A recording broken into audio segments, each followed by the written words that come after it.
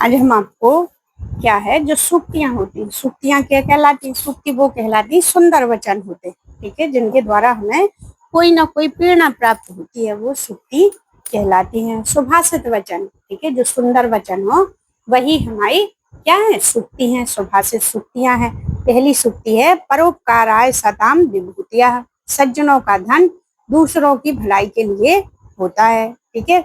विद्या समम नास्ति शरीर आभूषणम, विद्या के समान शरीर का कोई आभूषण नहीं है। संतोष यो पुरुषस्य परम निधानम, संतोष ही पुरुष का परम धन है, ठीक है।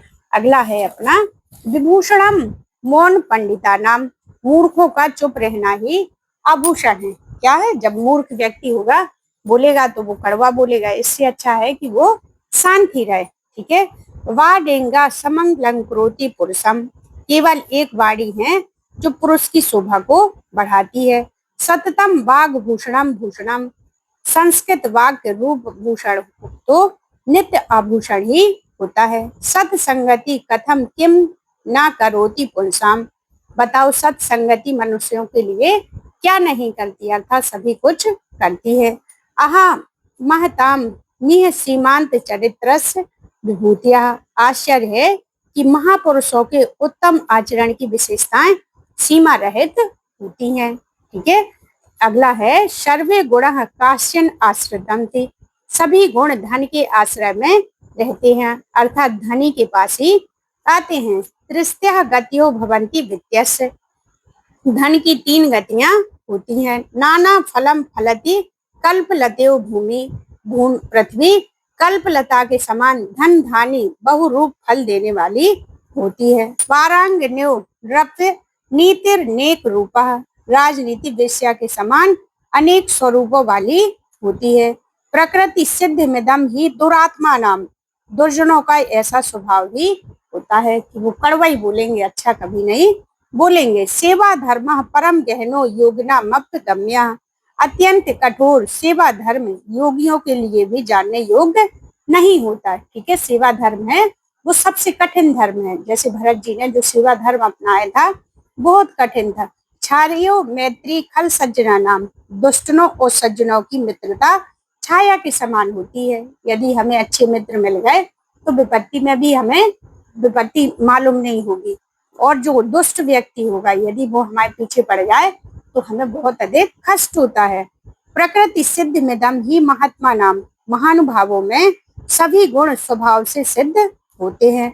स्वभाव एसम परोपकारिणा नाम, जो परोपकारियों का है यह स्वभाव ही होता है।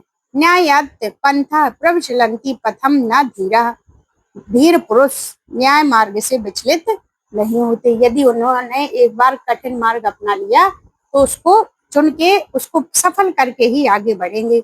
आहारे व्यवहारे त्यज जलत सुखी भवेत, क्या है? भोजन और व्यवहार में लज्जा को छोड़कर सुखी होना चाहिए। संपत्तो च विपत्तो महात्मेक एक रूपता, महान पुरुष सुख और दुख में एक समान ही रहते हैं। संसर्गजः दोष गुणा भवंती, इस संसार में दोष और गुण संसर्ग से ही आते हैं, ठीक है। दोष और गुण, यदि हमें अच्छा दोस्त मिल गया तो हमें दोष क्या जाएंगे, अच्छे बढ़िया हमें गुण आ जाएंगे। यदि हमें कोई बुरा दोस्त मिल गया तो हमें दोष उत्पन्न हो जाएंगे। विभुक्षिता किम ना करोति पापम, जो भूखा व्यक्ति होता वो कौन सा पाप नहीं कर सकता था। सभी जो व्यक्ति चोर बन जाते उनमें क्या रहता, धन की कमी रहती, उस धन की पूर्ति के लिए एक बार उन्होंने चोरी की और उससे उन्हें लत बन जाती। विभुक्षिता किम ना करोति पापम, भूखा कौन सा पाप नहीं कर सकता। महान जनो एन गतः सा पंथा, महापुरुष द्वारा अपनाया गया ही श्रेष्ठ मार्ग है। सठे साठ्यम समाचरित, दुष्टों के साथ दुष्टता का व्यवहार करना चाहिए। सत्यमेव जयते ना अनात्रतम, सत्य की ही जीत होती है, झूठ की नहीं होती। सर्वे भद्राणि पश्यन्तु, सभी लोगों का कल्याण हो। विद्या धर्मेण शोभिते, विद्या धर्म के साथ ही सुशोभित होती है।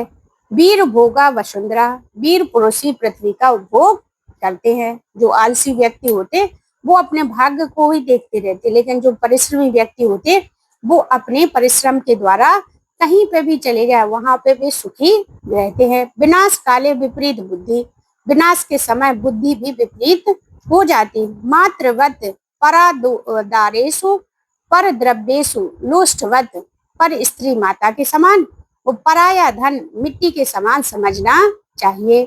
नहीं ज्ञानेन सादृशम पवित्र मेह विघते, ज्ञान के समान कुछ भी इस संसार में पवित्र नहीं है।